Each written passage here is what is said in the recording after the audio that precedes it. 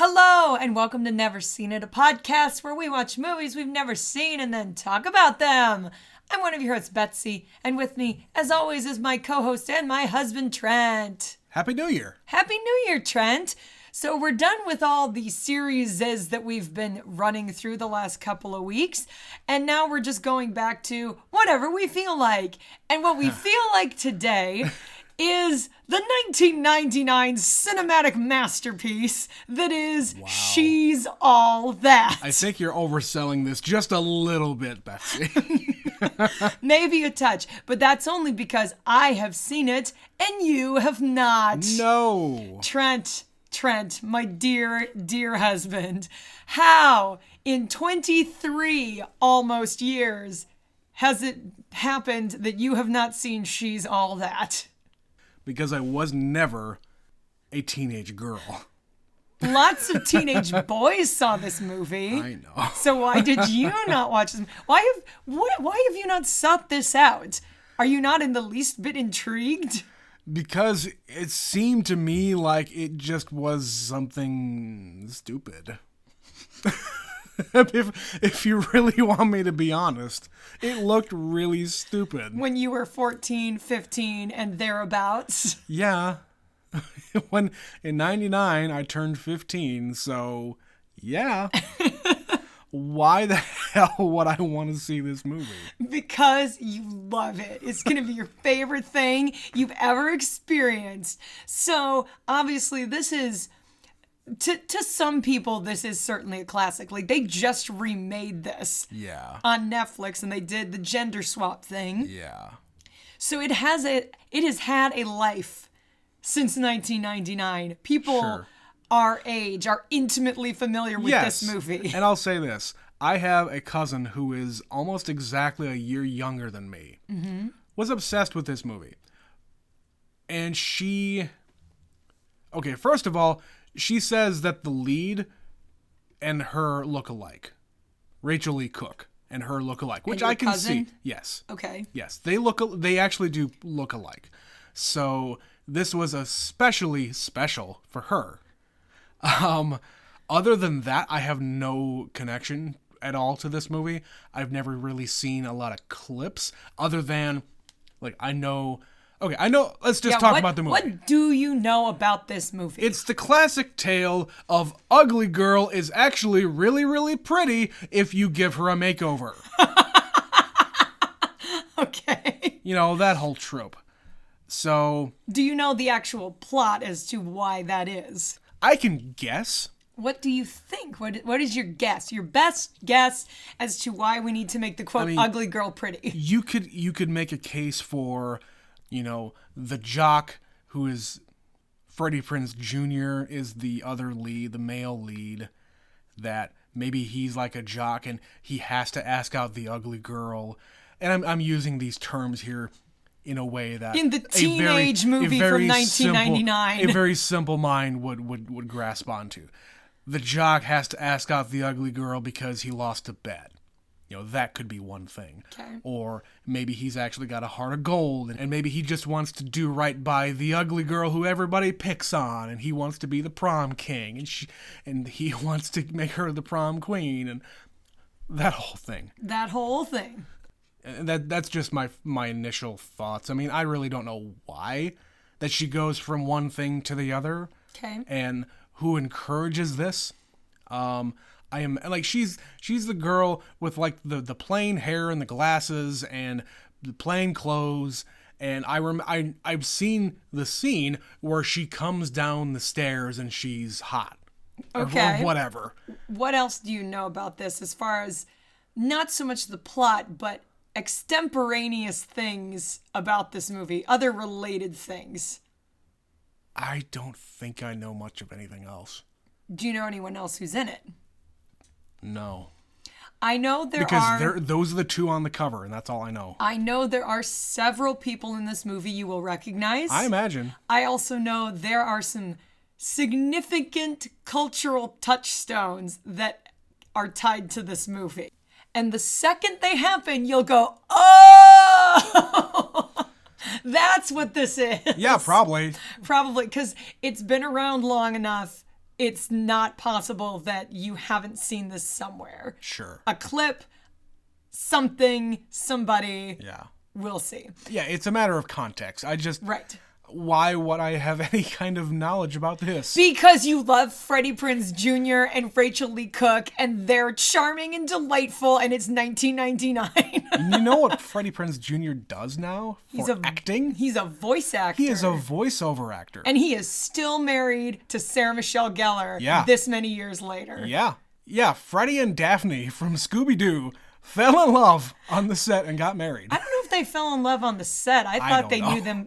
I think they knew each other before that. Probably all of those people from these movies all acted in other things, and they know people through other people, and It's true. everybody knows each other. But yeah, this movie features some of the hottest stars, like teen stars, quote unquote, of 1999. And they were trying to make Rachel Lee Cook a thing, and she kind of never came out of this.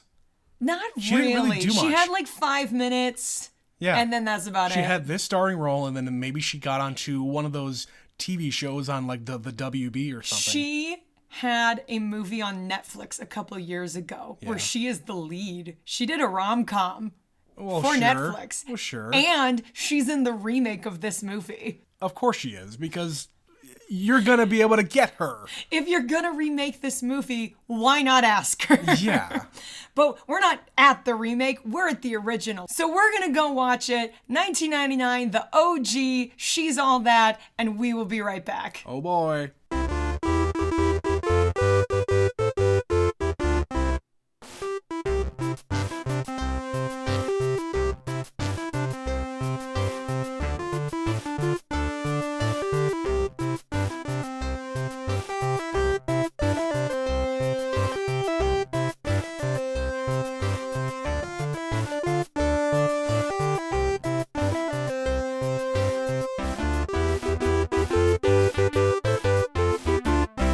And we're back. We did it.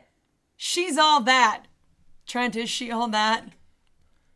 Why did it have to be Matthew Lillard again? Because you have to remember contextually, it was 1999. It was 1999, wasn't it, Betsy? Only in the 90s could someone like Matthew Lillard get to do this shtick over and over He's again. a professional asshole. Yes, which is so interesting now to see him show up in things. Like, remember how he's in The Descendants? No.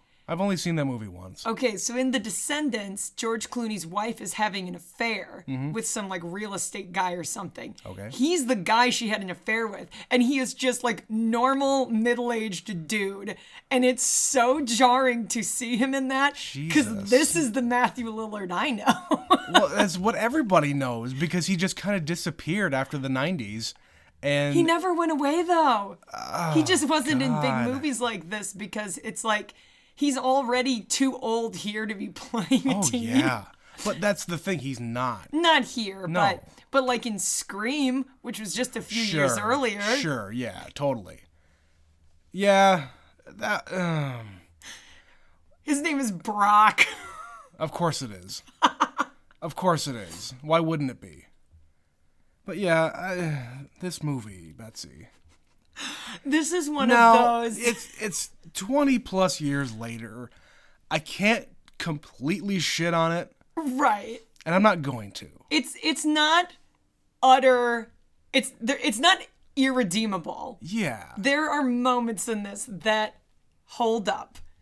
It is also quintessentially 1999. Oh yeah. This is From the very beginning with the title sequence through all the music in it, the clothes, all the fashion. The fashion. Oh god, the fashion. The fucking hacky sack. the hacky sack. Do kids today know what a hacky sack is? Like, there was a very, very key window of time in the late 90s. Where it came back.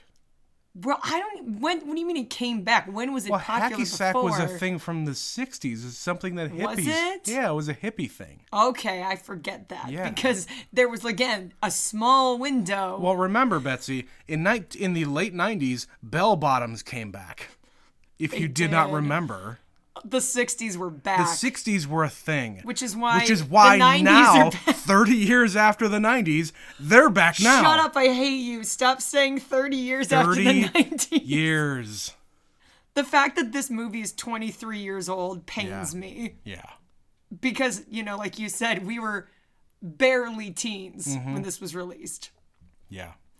But yeah, it's kind of every trope of a good quote-unquote teen movie from this era is in this movie. Okay. You've got the makeover, you've got the gross out humor, you've got the jock, you've got the popular girl, you have the quirky girl.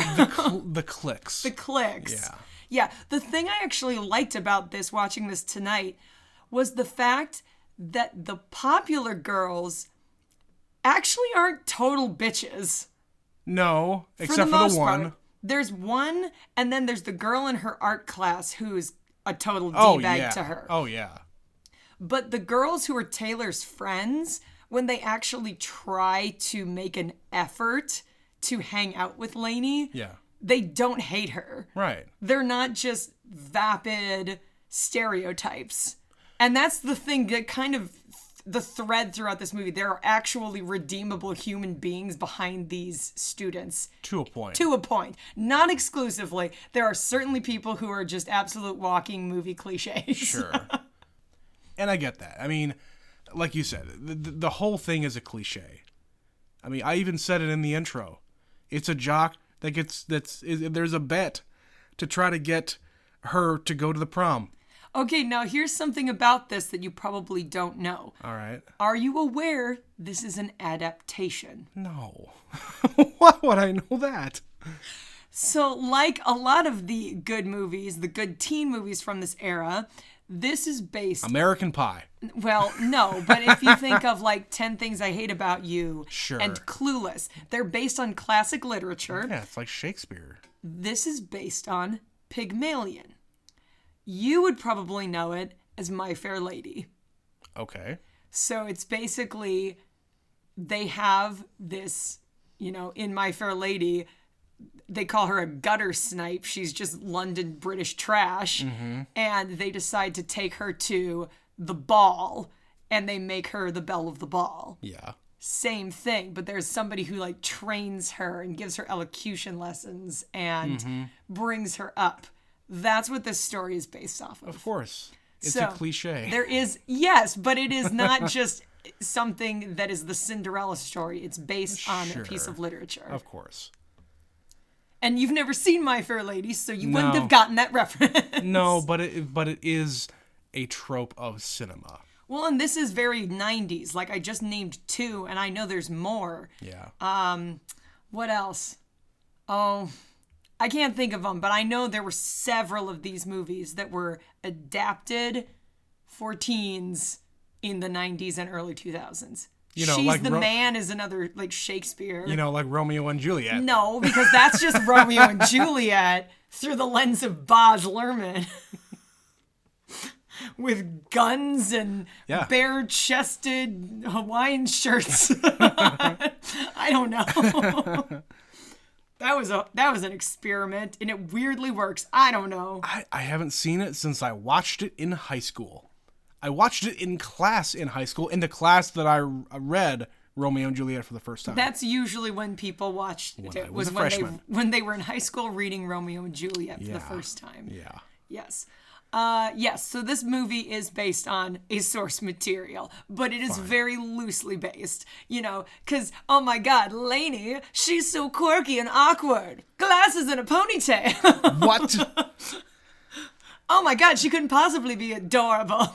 Seriously, like I came into this, the first shot is like her straight on with her, what appears to be a wig.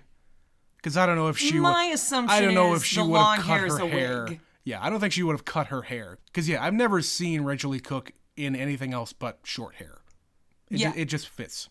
But yeah, the first shot is of her in her glasses wearing her, I guess, Her paint-covered overalls. her overalls, yeah. And looking right at her, she's really cute. Yeah. Come on. She's petite. She's got that mousy look. She's got those giant brown eyes looking into your soul. Yes, I know plenty of people who look like this, and they're very attractive. Yes. So, what the hell? Why are you casting her as the homely one? Because that's what you do, Trent. My God, you're so hideous with your glasses and your paint-covered clothing. So I was going to bring this up earlier, but you also haven't seen Not Another Teen Movie. I've seen like half of it. You've seen half of it. The main guts of that movie is this movie. Okay. So all the jokes that you and I are making right now, Yeah. they make in that movie. Okay. And of course, in that movie, it's Chris Evans. Yes, I am aware of that. But yeah, they're just like, oh God, she's disgusting. She's a monster with her Right. glasses. Right. Man. Listen, as a girl who has worn glasses her entire life and listened to the people in high school complain about what a pain it was with their contacts all the time. That's all people did was complain about their contacts. So then wear your fucking glasses. Who the fuck cares? Yeah. I have worn contacts like twice in my life, and it's weird, and I'm not into it. For me, my glasses are now a part of me. Right. I'm not going to have a magical transformation. And me, who is actually considering LASIK, I have tried. Oh, did I ever try to have contacts, to put in contacts? I could never do it because my eyes are sensitive, number one. Number two, I have long, luscious lashes. You have such beautiful lashes, Trent. And I need to show the world. You have a thing about putting your finger in your eye. I have a thing about things touching my eyelashes. So I yeah, just can't do it. That's literally like her complaint. She's like, I don't like it. Mm-hmm. I don't like it. She's easily convinced though. It's true. She gets a makeover and then all is well. Right. And she embraces it. Sure. Yeah. Also, she just let like a 14-year-old cut her hair. Right. Right. They don't exactly say A 14-year-old that she hadn't even met before. No. But let's just Trust me. Right. I'm a stylist. she knows what she's Anna doing. Paquin knows what she's doing. So yeah, let's just touch on this for a minute. So this cast is ridiculous. What? And the more time passes since this movie came out, the more famous people have emerged from this movie. Yeah. So you've got your stars, obviously, at the time, Rachel Lee Cook and Freddie Prinze Jr. But then you've got Paul Walker, and this is a couple years before Fast and Furious. Yep. You've got Dule Hill, who went on to be in The West Wing, I think was his biggest Among other thing. things, yep. Among other things. But that's what was his big first one. Yep. Rachel Lee Cook's little brother is played by Kieran Culkin. Kieran Culkin. So if you haven't heard of Kieran Culkin specifically, you know his brother, Macaulay. Yep. But as of late, Kieran Culkin has got a name for himself for being on the new HBO series Succession. Right. It's that guy. Yes. So we don't watch Succession. We probably will eventually. But we know him more from the Scott Pilgrim movie Yes. that came out 10 years ago. Yeah. Yeah. Yeah, literally over 10 because it was on my Facebook memories this Right. It morning. was 2011, I think it came Yeah. out. Yeah. Yep. Yeah. Who else? We got Paul Walker, Freddie Anna Prinze. Paquin. Anna Paquin is his little sister. In an unspoken cameo, Sarah Michelle Gellar shows Sarah up. Michelle Gellar just shows up. She's in the lunchroom, and someone comes up to her for whatever reason. Why is she there?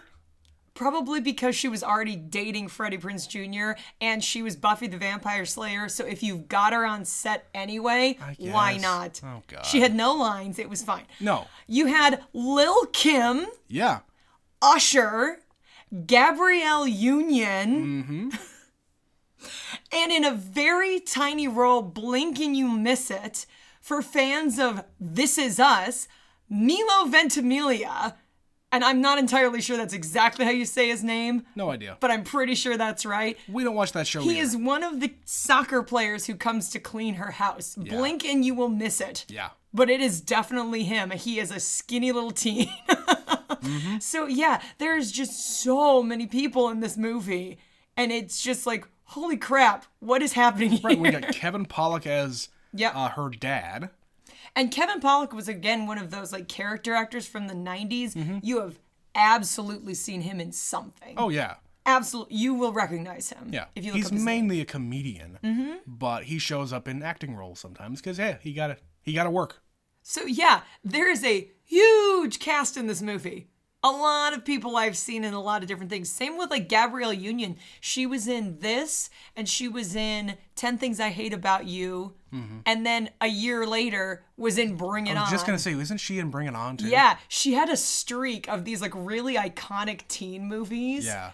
In increasingly larger roles. Yeah. Really not until Bring It On did she get to be like a She was like star. a co-star. Yeah. She's not She's not like the main opposite character. the other gal. Right. Yeah. So she's the leader Of the she's other the team. head cheerleader of the other team. The other team, yeah. I haven't seen that either. Yeah. We'll get there. I'm just going to make you watch all the 90s teen movies and 2000s teen movies you were too busy to watch when you were a teen. I wouldn't say I was too busy. Shut up, Trent. You're not too busy now. You're right. We're going to do this whether you like it or not. Yes. Anyway. So, yes, we start the movie with it's just after spring break. Everybody's been off to like Florida and shit. And again, talking about the fact that this is the 90s. There's a lot of MTV references. Oh, MTV is all over this thing. Now, as a person who actually watched a lot of MTV back in the day, I was a little surprised that they went this far to even like shoot a faux episode of The Real World Yep. with Matthew Lillard and other rando people. I watched The Real World. A lot of people watch The Real It was World. good. It was the original reality show. And they make a reference to Road Rules. yeah, a Road Rules, like All Stars or whatever. Yep. And they also had, what was this? The Spring Break House? Is that what that was called? Well, MTV always did their spring break specials with Yeah. exactly that. A lot of hot people in bikinis and swimsuits just dancing Dancing by the pool. to popular music. Right. And that's it. Yes. That's all it was.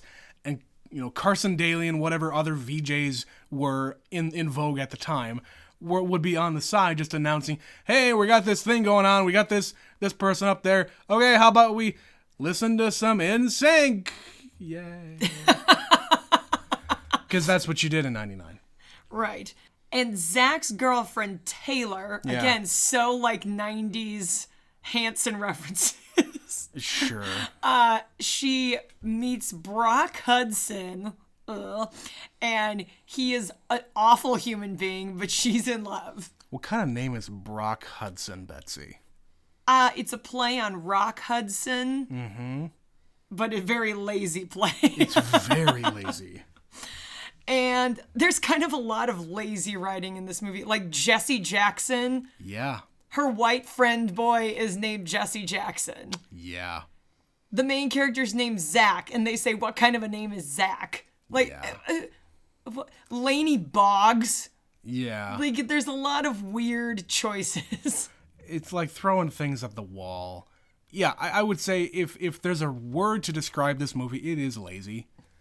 It's It's writing okay, anyway. Maybe you don't want to call it lazy, it is easy. easy. Yes. Yeah. It is easy for the audience that is receiving it. Oh, yeah.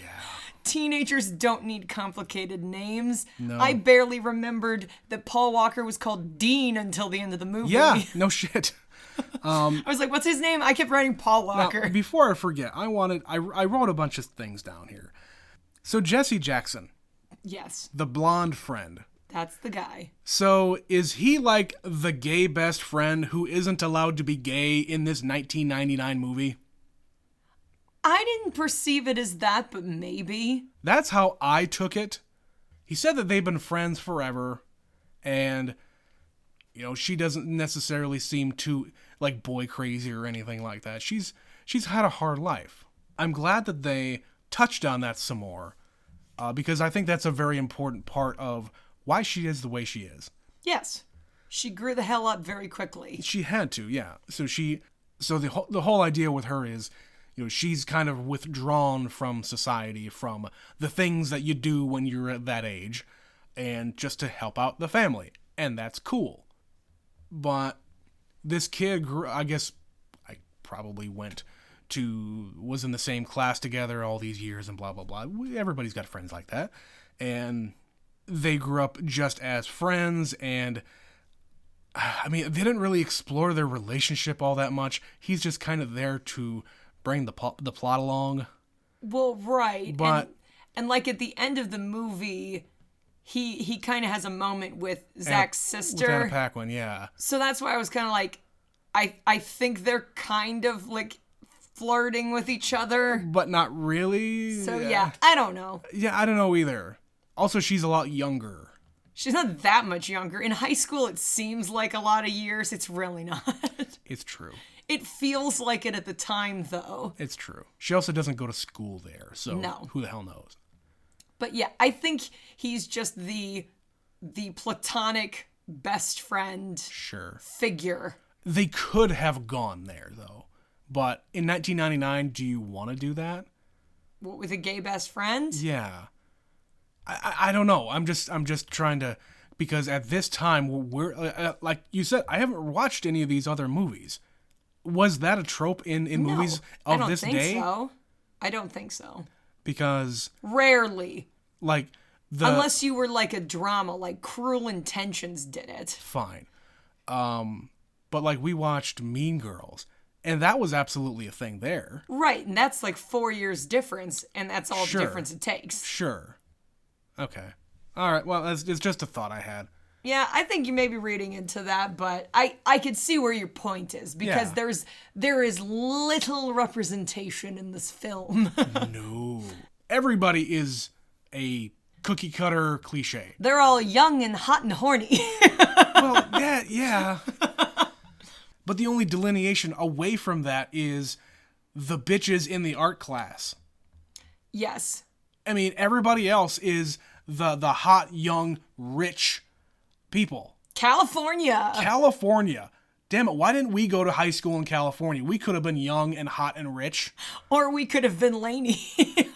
I would have, hey, Laney's dad has his own damn business. He does. He's Dr. Cleans- Poole. He's Dr. Pooh. He has a hand-sewn patch on his shirt. So yes, the setup is basically Zach is the most popular boy in school. Taylor is the most popular girl in school. Yep. They're a power couple, and she dumps his ass on the first day back from spring break. After she cheats on him. In front of everybody, she dumps his ass. Uh-huh. And everyone in the way that one does in this movie is listening intently. Right. Now, I will say one very positive thing about this movie. Okay. The scene transition from them sitting and talking to each other to the spring break scene, flawless. Where they're just suddenly there. It's just suddenly there. There's a The lot of flashback. There's a lot of weird moments like that in this movie that They don't belong. They don't but they do belong. it well. But they do, yeah. Like this one, and then there's one later where Yeah. he has a dream. He's on an episode of Right. The Real World. Right. It's very confusing. It's a little jarring. Yeah. But I'm sold. Again, this is one of those tropes from this time frame where it's just like, this doesn't belong here, but I'm into it. Right. What are we doing here? But yes, I get what you're saying. And then Cut all the way back, and then everybody's looking at them. yes. Yeah. And it's just like there's no music playing, and then all the din begins again. Mm-hmm. Yeah. When he realizes everyone's been watching this. You hit play on the playback again. And yeah, it basically turns into a conversation with him and his friends. Yep. And he says, well, Taylor's nothing. You could take any girl and make her popular. And then thus the bet is born. Yeah. Where he is challenged in 6 weeks to make this girl the prom queen. And so they're looking around and trying to find a girl. And here comes Lainey, so quirky. That she So trips weird. and Drops her paintbrushes. right. And she's the most awful choice because she's weird and unapproachable. Like, what? I mean, yeah. So maybe don't approach her. The whole like stalker thing really got to me. Like, why are you allowing this boy to come around to you if you don't want him to? Right. Just say stop. She spends a lot of time shutting him down. Yeah. But here's the difference is she actually does keep that wall up for a while. Yes. And she's just like, what the fuck are you doing here? Yeah. Leave me alone. This was another thing I liked about this. He's one of the smartest boys in the school, in their class. Right. He's like no third, dummy. He's like third in line. Yeah. He goes against type with like the stupid jock who just likes sports, and he's going to get into college on a scholarship from sports. No. Kid is fucking smart. He's been accepted to Harvard and Yale and Dartmouth and God knows what other schools. And has choices. But he is paralyzed by choice. Yeah. Because he is, again, this one's maybe a little bit of a cliche, the pressure to live up to people's expectations. To succeed. Yeah. Which he interprets in a magnificent performance piece. Yeah, the performing arts section of this whole thing, I mean, it was very weird. That's about all I can really say about it. Like, okay. I think the whole point is she's kind of weird and she likes weird things. She's into some weird stuff. This is a very different world he has entered. And this is him, like, trying to be a part of it and also succeeding it somehow. Well, yeah, and like his sister says, have you ever tried, Yeah. actually showing an interest? Right, you can't just go up to someone and use your clout as a cute boy and just expect someone to like you immediately. No, you need to show some interest in them. And you don't just show up to where they work either. Why not? She looks adorable in her little falafel hat. She does. But yeah, that was weird. But then again, when I was in high school, I did some weird things too. When I was into someone, that's the kind of thing I think I would do. You'd show up casually. I might just if I find out where they work or hang out, I might just casually drop by and say hi. You're married to me and you never casually drop by and say hi. I wasn't in high school at the time. But actually, I do casually drop by sometimes and bring you food. Rarely. And I usually know you're coming. It's true, because I ask you, what do you want? But yeah, it's like almost stalkerish, but also kind of not. It's exactly the sort of thing teen boys do. Sure. You're just trying to talk to them, and it's a little less pressure than trying to approach them in school, especially in their scenario where he's still, it's not even that he's embarrassed, like he has absolutely no problem walking right up to her. Yeah. Because he acknowledges her as a human being. He's also confident. He is a confident individual, yes. But he has to keep trying because she keeps shutting him down. Right. Which, again, I know you're doing it for the bet.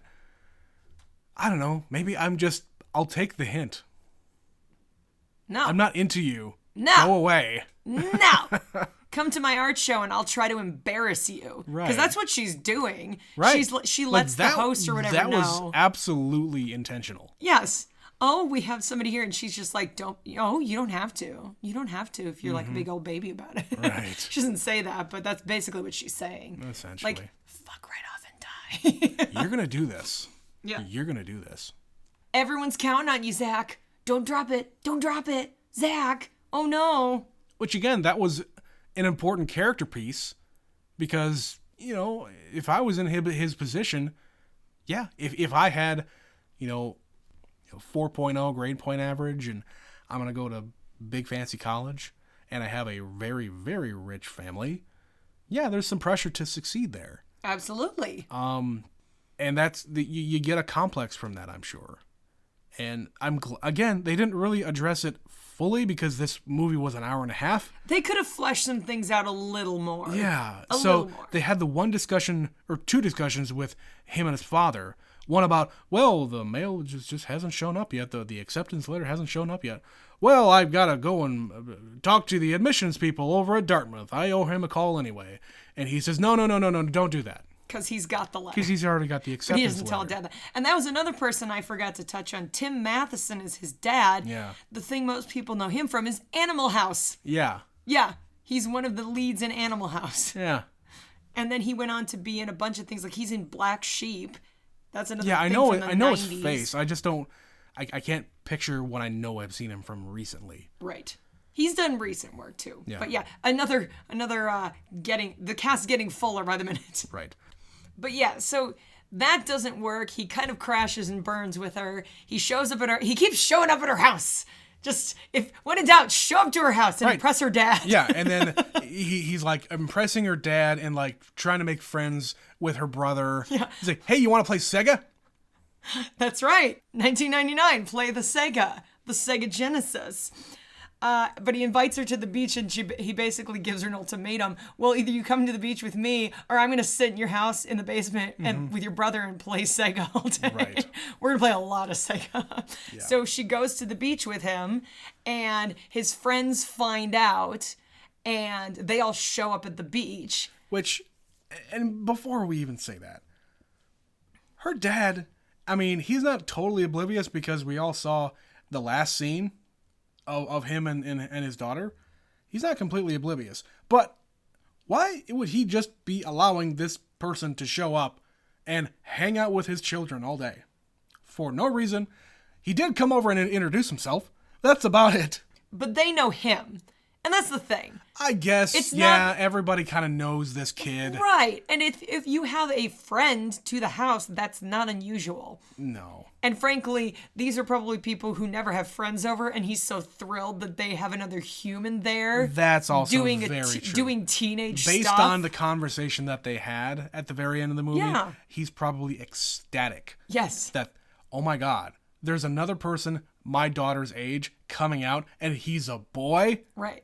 Let's get on this. Or even just like somebody to hang out with my son, because it kind of seems like they don't really do much.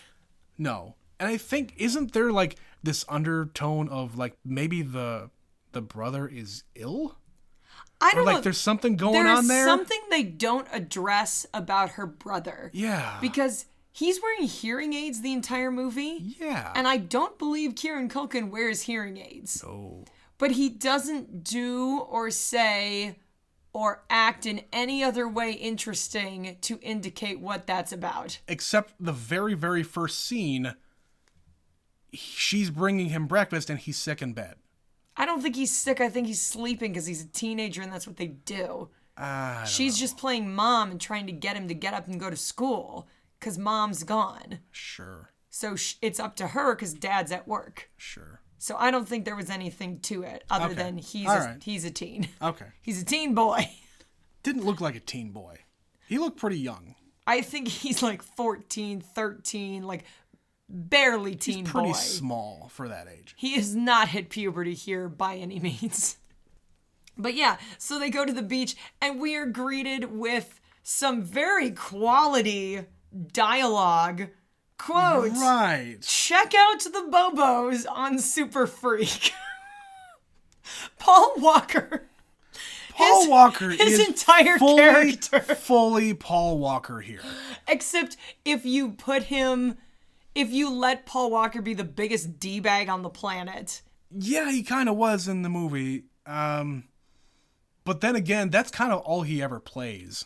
I mean, this era certainly. Like, that's the attitude that he always has. Like, he was a total shit in this movie. Yes. Like, that's not what he plays in all the other movies we've seen him in, but it's that kind of an attitude. It's that voice. It's everything. Is that just Southern Californian? Is that voice? Have you seen his hair, Betsy? It's that thing you never really think about with people like Paul Walker, where it's just like so part of their core being. Yeah. That when they're out of context, it doesn't bother me. But suddenly you put him in California, I'm like, oh my God, he's the most California boy I've ever seen in my life. Totally. It's. But yes, he has so many colorful phrases that he uses throughout this movie. He does. And I want to punch him in his face. I mean, his stupid blonde tan face. Right. I asked you halfway through the movie, I think it was during the dance sequence. Like, oh my God, I hope that someone punches Matthew Lillard by the end of this movie. And it didn't happen. You didn't get it. Damn it. I'm sorry, Trent. The D-Bags lives forever. Oh my God. No, and there wasn't any fighting. Okay, a little bit. A little bit in the locker room. The starts of fights. Yeah. But never a full-on fist fight. No. I kind of expected that by the end. That would have been another trope if we Yeah. had gotten it. Yeah. But they restrained themselves. Yes. In a single regard. Oh god. But yeah, they have their volleyball sequence. Well, of course you have to have a beach volleyball sequence. Trent! Come on! It's the 90s! It's California! Oh, it's Oh, okay. Yeah! Obviously. So they all have a fun day at the beach, and then they say, oh, we're gonna have a party tonight. Come to the party, lady. We love you, lady. You're our new best friend, lady. But then she says yes, but then after they all leave, she says, no, I'm not coming. It's called peer pressure, Trent. Okay. When you're around them, you're gonna say yes to get them to shut up. I missed the part where she said yes. Yes, she says yes, but then when they're alone, Zach says, so about the party. Oh, no, I'm busy. I'm cleaning. I have to clean the house. It's unlivable. So he shows up at her house again. Say, I thought you were cleaning. Well, I will. I haven't done it yet. Excuses. She's putting up barriers. Yep. And he invites the entire soccer team to clean the house so that she can go to the party. While her dad is sitting at the table in his underwear. Oblivious to everything, watching Jeopardy. Killing being it. Very, very wrong. He's so good at Jeopardy. I think my favorite answer was he gave... I don't remember what he answered. It was like some actor's name, and like Burt Lancaster, and the answer was Pope Gregory. It was very, very wrong. And he's so focused in on what he's doing, he doesn't notice the 6 soccer players in his house cleaning. Yes. Until he snaps out of it. No, my favorite answer, Betsy, was about, the answer would have been, like one of the presidents on Mount Rushmore or something. Yeah. He said it was President Rushmore. Yes, President Rushmore. South Dakota getting a shout out in this movie. I guess. Yeah. So he also brings his sister along. Yep. Who gives Lainey her movie makeover. Yep. And then the scene that you mentioned to me in the intro that everybody knows, and of course I knew, I just didn't remember that. I knew you, the second it started, you'd be like, oh, duh. Yeah. And as soon as the song started, and of course I know the song. It's specifically the song Kiss Me by Sixpence None the Richer, which was everywhere that summer. Betsy, it's still everywhere. Have you been to a mall lately? It's still there. It's like the kids on the TikTok. TikTok kids are using the music that their parents listen to. Trent, their parents listen to it. We're their parents. We're not their parents, but you know what I mean? You know what I mean? Yeah. I have friends my age with kids who are in high school. Why? That's weird. Who allowed that to happen? That's weird. The kids with the TikTok and their dancing. Their ticks and toxin and their face and books and... But yes, Sixpence None the Richer. Kick it in. She comes down the stairs in her little red dress, but because we can't forget that she is in fact still a dork. And she has to stumble at the very end. She has to stumble down the stairs. And he has to catch her, Betsy. That's right. It's so endearing. It's so endearing. And then they go to the party. They go to the party. And, you know, it's a party at a giant mansion in California. Yep. Because that's another cliche. Because that's what you do. So yeah, everybody in the school is at the party. I guess they go together and they get separated because reasons. One of the other friends wants to go over to talk to this other people, and somehow they get separated.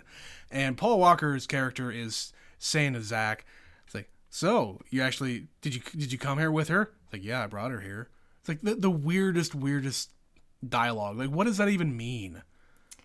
It's like, are you with her, or are you here with her, or are you here with her? Right. That kind of thing. Yes.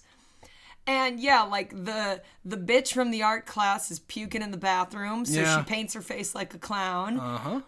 Taylor shows up smashed and pours a drink on her and humiliates her in the party. Yeah. And she runs out crying.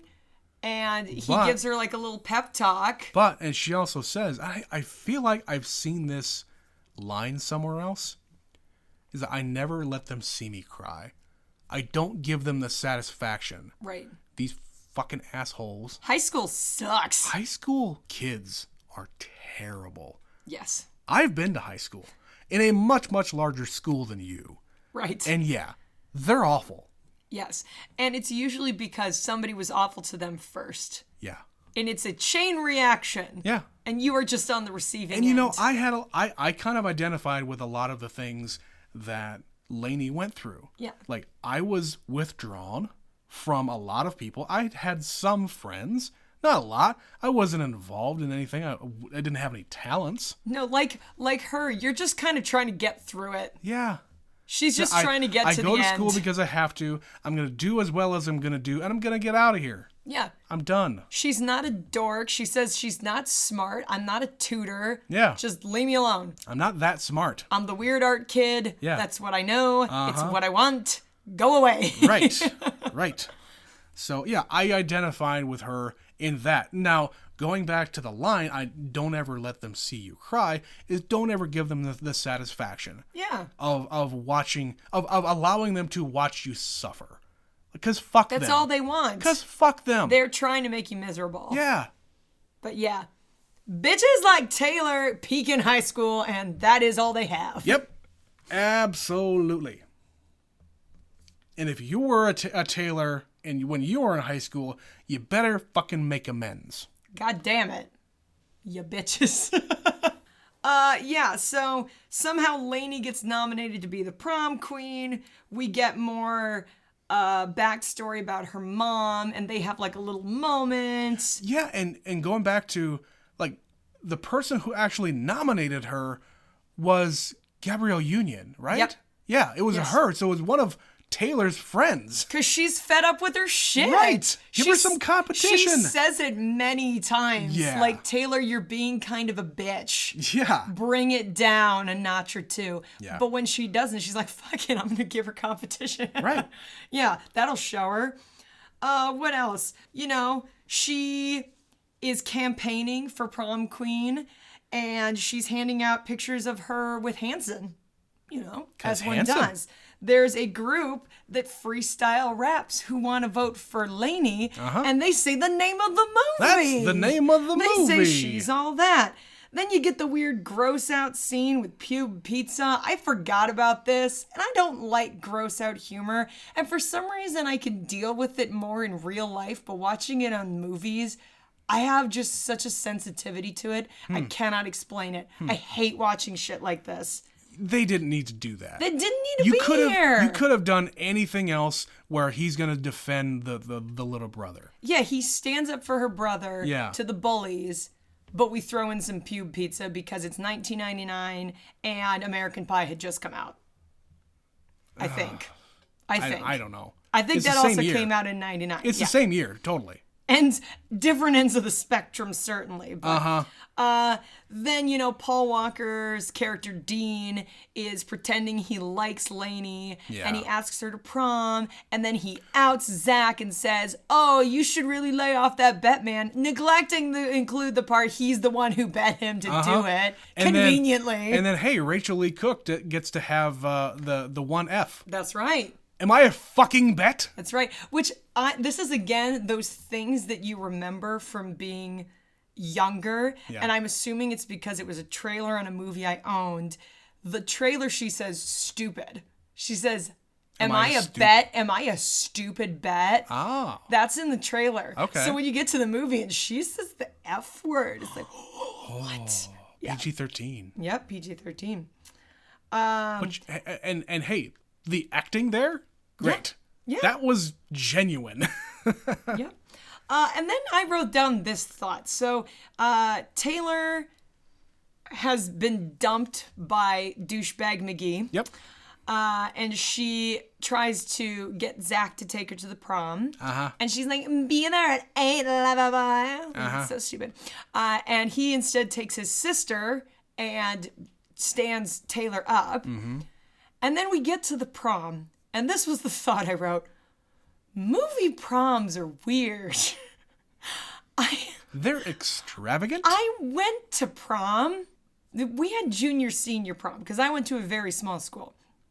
But we also had it in our own gymnasium and had to decorate it ourselves. That's and where it's held. I know that is very different from a lot of people's experiences with prom. They sometimes rent a space. Yeah. They have it off campus. They have it somewhere else.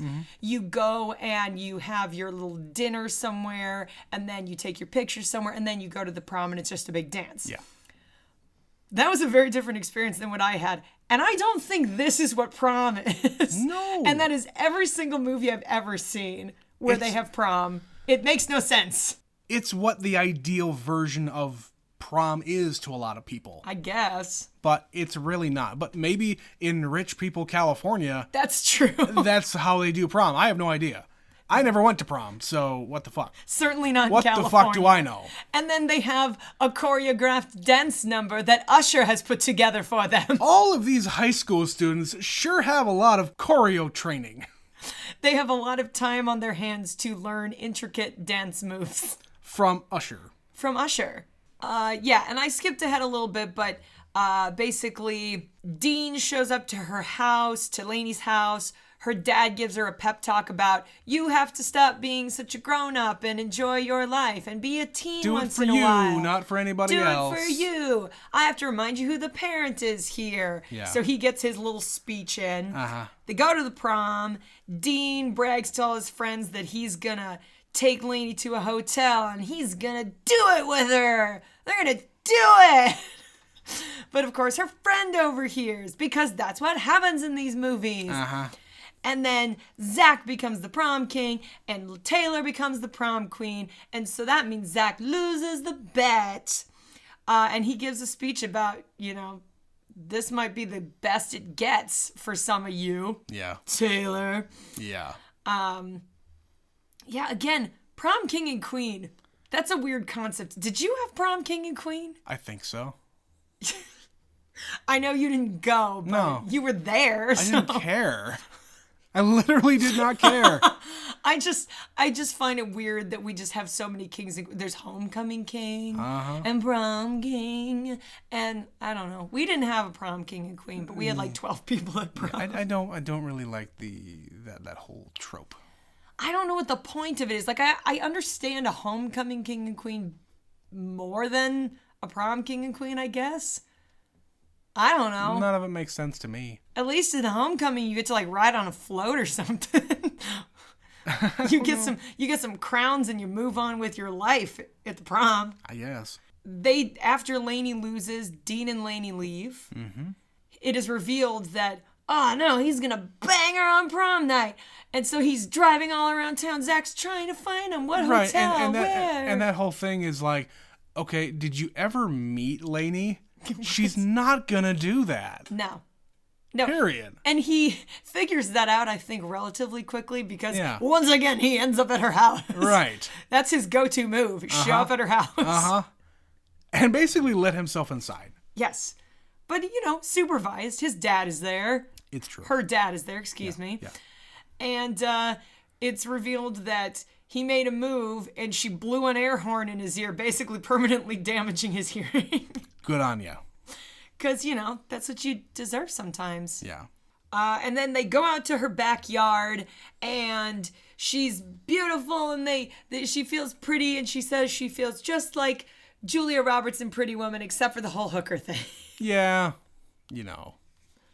Because, she's a hooker in that movie. What? I know, Trent. Spoilers. Trent, I'm sorry that you haven't seen the movie that's almost 40 years old. 30-some. Yeah. Oh, wait, 32. I think it came out in 1990. Was it that late? I thought it was 80s. Maybe I'm wrong. Anyway, Whatever. point being, you're missing the boat. I don't think so. And then they have a moment and they kiss and yay, happy ending. Except Oh, gotta pay off the she bet, asked Betsy. what the terms were. Yeah. And the terms were he had to go to graduation naked. Yeah. He's Kinda. naked. Except Kinda. for the soccer ball. Except for the soccer ball and the sash and the hat. Yes, but then he chucks the soccer ball and he is naked. That's right. Penis everywhere. So that was the bet. They don't actually explain what he would get if he had won. No. This is just what would happen if he lost. No. Yeah. The only other thing that I wanted to bring up, apropos of nothing, there was a continuity error in this movie that was bothering me. Okay. There are 2 scenes where Lainey's hair is even shorter than her haircut. Did you notice that? No. So it's first in his dream sequence, when it's the real world dream sequence, her hair is like a really short bob, like her ear length bob, Sure. which is about 3 inches shorter than her haircut. Yeah. So it's basically like either her real hair or what she got cut after the movie and they had to do reshoots. Which, didn't she go and do Josie and the Pussycats after this? And that's about the length of the hair of that? Oh, I bet you're right. I bet they did reshoots and she'd already cut her hair for that. That's what I'm thinking. Because yeah, and then there's a scene with Paul Walker when he goes to ask her to prom at the falafel place. Okay. Her hair's really short there too. Well, and the place where I thought it was super long after it was cut was when it's revealed that there is a bet, and she says her thing. Yeah. And right there, she's got her hair pulled back behind her ears, and it's like almost shoulder length. Her haircut is more shoulder length. Yeah. But yeah, like I said, it's like a continuity thing. But you're right, that Josie and the Pussycats thing. Yeah. I forgot about that movie. Mm-hmm. I've never seen that one. No. There's a lot of people in that movie too. And I don't know if it's any good. I'm going to say no. I think I'll take a pass. But yeah, it was just weird, the continuity thing that I was paying attention. I was like, why is her hair shorter? And why is her hair longer again? I don't know. I don't know anything about hair. That's my excuse. That's my excuse. I don't notice people's hair. I don't know anything about hair. I don't. I really, like, obviously I saw when it got cut. It looked like it was a wig to begin with, because I know Rachel Lee Cook always has a short hair, and I don't know. I'm oblivious when it comes to stuff like that, unless it is dramatic. Okay, fair. Like, Betsy normally has naturally curly hair. I do. And I think one time since we've been together, you went and got it straightened, like cut and straightened. No, I just cut it, but when it's short, it's straight. Okay, fine. But still.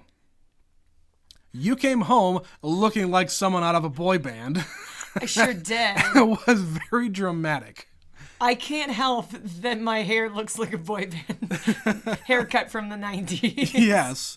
So, yeah, I'm oblivious when it comes to that stuff. You're but I'm a dude. I don't do things like that. I don't do details. No. Yeah, so any other random things that jumped out at you about this movie? I think the big thing that I was really noticing was just how much it was beating me over the head. How 90s this is. It's so 90s.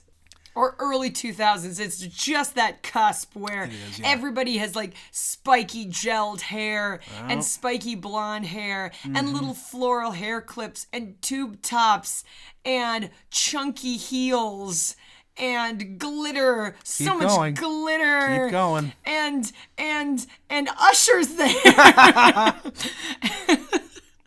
And we all talked about MTV and played with hacky sacks. Yeah. And Rachel Lee Cook was really famous. And volleyball. And soccer. And stuff. There was a... Hanson. Yes, Hanson. Right about now, the Funk Soul Brother. Check it out now. Yeah, that's what was... Is that it? Maybe. I might have another outburst soon, I'm sorry. All right. There was a joke about Harrison Ford. There was a joke about Harrison Ford. So, someone owns a car dealership called Harrison Ford. They do. Yeah. Because obviously... I've heard this joke so many times. Not in a movie. It's really stupid, but it's effective. It is. It is. Or Liam Neeson. Right. Someone says Major Wiggage. I wrote You were that wigging. down. There was major wiggage. Major Wiggage. I'm going to start using that from now on. No, you're not. Yes, I am. You're really not gonna. No, I'm not. I mean, I wish they would have fleshed out a lot more stuff. We talked about this. The issue with Zach and his dad about, like, Zach's dad wants him to pick a college and go to college.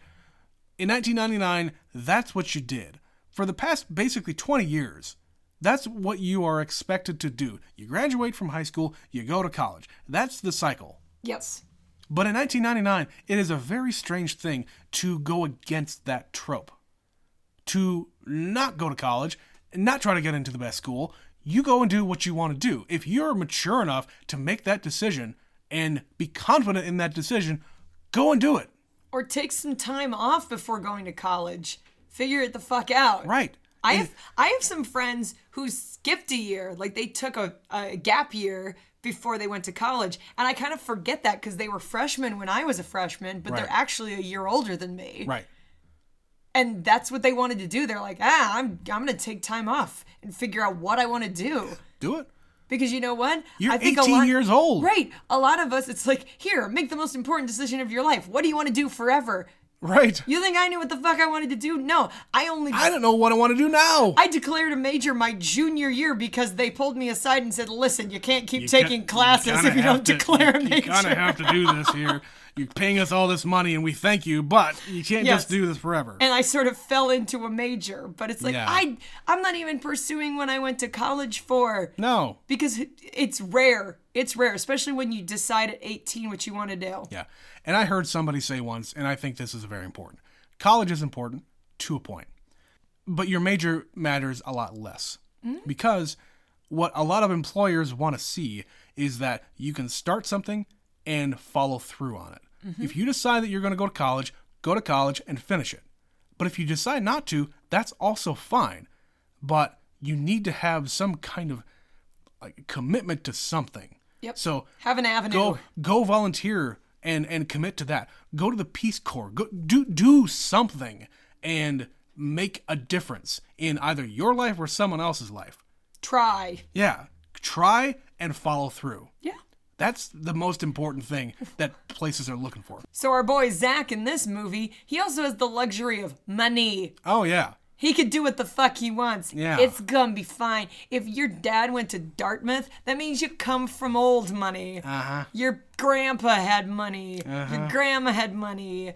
Like, you got money. Uh-huh. Go backpack through Europe or some bullshit like rich kids do. Right.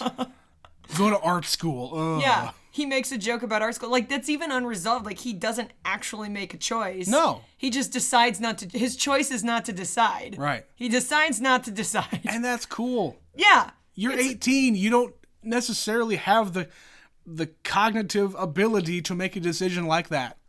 And if your decision is that, Yeah. then at least you made a decision. Yeah. Yeah. And then meanwhile, she's trying to get into art school and can't. And then her art teacher is like, your piece is brilliant and I adore it and I'm sending it to all the art schools. So she gets like a little closure on that too. Which, I mean, okay, I had one last thing here. Speaking of teachers, did you notice throughout the entire movie, there were precious few adults anywhere? Correct. There's like one teacher and the principal, I think. Right. They go to one class that at the very beginning, it's the art class. Mm-hmm. You never see the kids in class. No. You see the This kids. is a terrible school. You see the kids in the cafeteria. Nobody's around to break up this fight or whatever it is happening with the little kid. There's the prom with one chaperone, which is the teacher, and then the principal at the front announcing the winners. And then you've got Usher, who doesn't even seem to go to class. He DJs all day. And Yeah, that's all he does. Gets on the microphone. Gets on the mic and starts like cursing and talking about boobs and all sorts of other stuff. There's no cursing. It's like... Yes, he does. When does he curse? I When think is he says shit. I don't remember him saying shit. Whatever. But he probably gets away with it because there's no adults there to There stop are him. no teachers. There's no adults looking at anything. Did they murder all the teachers? What the hell? What happened at this school? Yeah, none of you go to class. How do you have a 4.0 GPA Right. when you never attend classes? There are no classes at this school. Your schedules are terrible.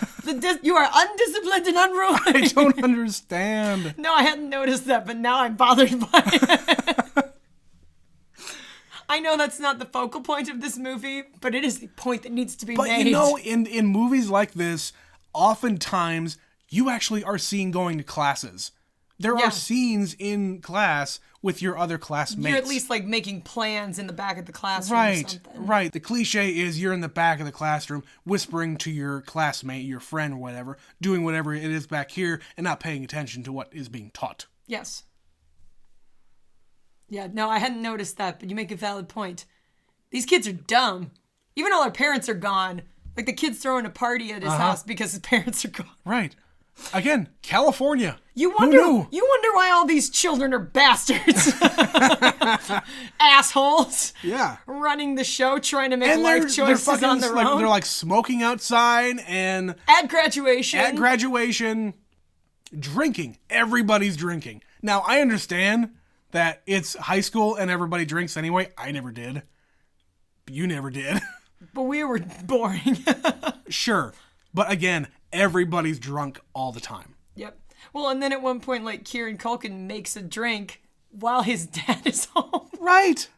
What the hell? Can I get you a drink? What do you got? Oh, let me check. Let me check. I didn't even see what it was. He was just pouring a bunch of bullshit into a cup. Right. It's like making a margarita with Coke. Something like that. I think it was Yeah. like a Coke Like, and then some kind of tomato alcohol juice? and tomato juice. yeah. It looked not It good. did look awful. Don't drink it. No. It's bad. Just like the rest of this movie. It really is. Listen, I'm having a really hard time not shitting on this movie. I want you to. But- if you think this is trash, you are within your rights because it is 20-some years old. But if you think of it contextually, if you were 15 years old, Yeah. there's some qualities worth redeeming here. Sure. I get that.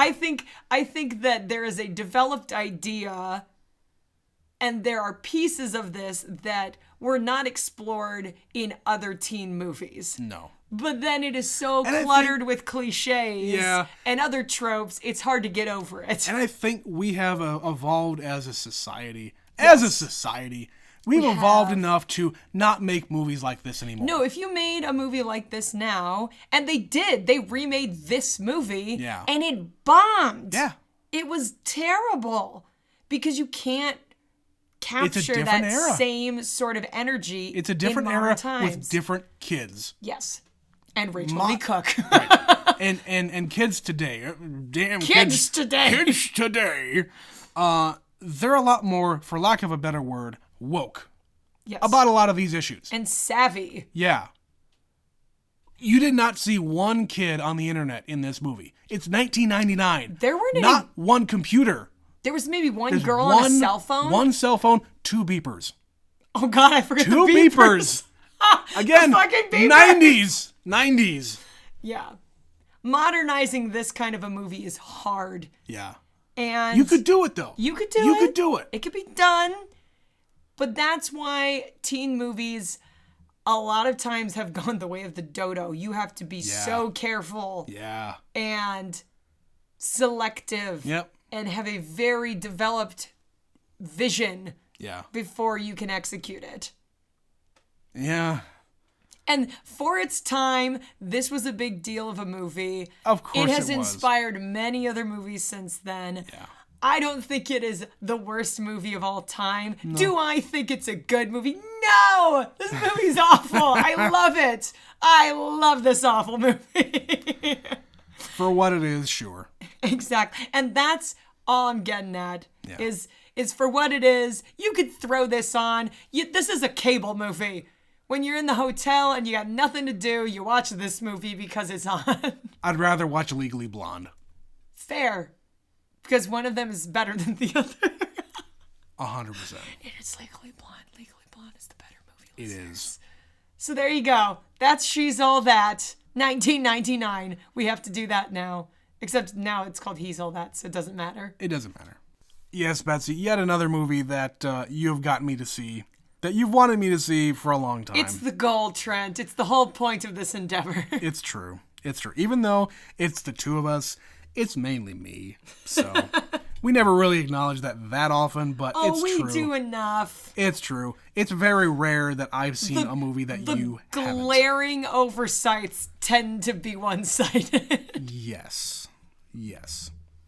And we'll get to some where it's weird that I've seen it and you haven't. But we'll get there.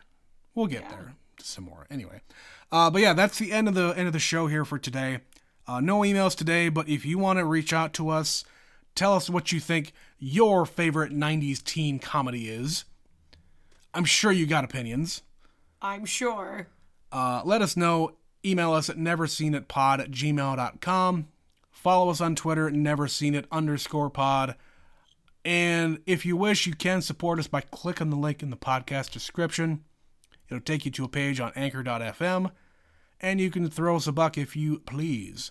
But if you don't want to do that, what we ask is that you just share it with your friends. Tell your friends, tell your families, tell your enemies how cool we are, and we watch all good movies, except for this one. We were really cool in high school, and this movie is totally something that speaks to us. Betsy, you're off the podcast. Shut up, Trent. You love me. But yes, Betsy, thank you again for showing me the way. No, Trent, thank you. Thank you for coming with me on this journey. Oh, boy. Through teen comedies and through thick and thin. It's true. But yes, thanks everyone for listening. This has been Never Seen It. My name is Trent. I'm Betsy. And we'll catch you next time. Bye, guys.